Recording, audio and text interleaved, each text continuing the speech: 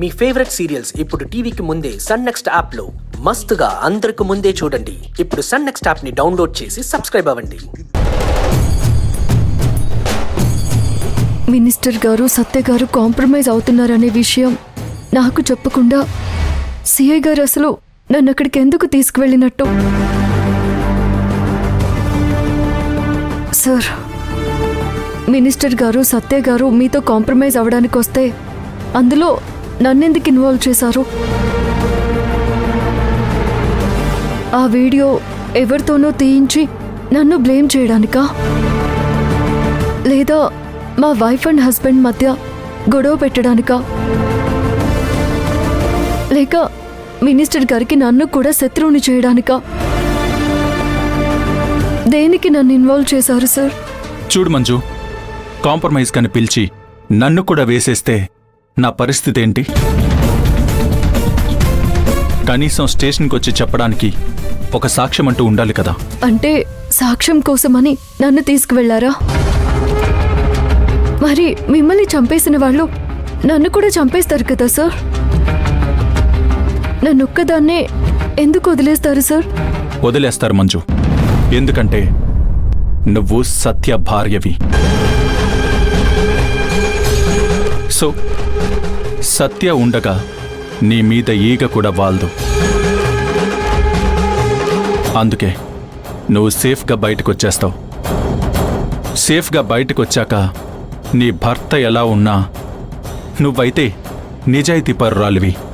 అయితే ఏంటి సార్? అయితే ఏముంది, నువ్వు బయట సాక్ష్యం చెప్పగలవు, అవసరమైతే కోర్టుకు కూడా వెళ్ళగలవు.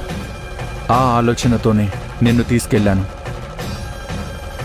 నాకు నీ మీద మంచి అభిప్రాయం లేకపోతే ఈ స్టేషన్ నుంచి ఇంకెవరినైనా తీసుకెళ్లేవాణ్ణి. నాకు నీ మీద పూర్తి నమ్మకం ఉంది, అందుకే నిన్ను తీసుకెళ్లాను. చూడు మంజు, సత్య తప్పు చేస్తే అరెస్ట్ చేయాలనేది నా ఇంటెన్షన్. ఇక మినిస్టర్ అంటావా, వాడు చాలా తప్పులు చేశాడు. వాణ్ణి ఎప్పుడైనా అరెస్ట్ చేయొచ్చు. నిన్ను తీసుకెళ్ళింది మాత్రం కేవలం నన్ను నేను సేఫ్ జోన్లో పెట్టుకోవడానికే. అంతేకాని సత్య మీద ఉన్న కోపాన్ని తీర్చుకోవడానికి, ఫ్యామిలీస్ని అడ్డు పెట్టుకునేంత చీప్ మెంటాలిటీ కాదు నాది. నేనలా చేసిన రోజున ఒక సిఐగా నేను ఓడిపోయినట్టే.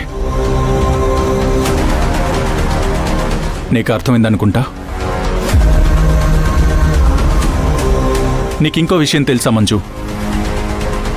నేనక్కడికి వెళ్లే వరకు రికార్డ్ చేయాలనే ఆలోచన కూడా లేదు.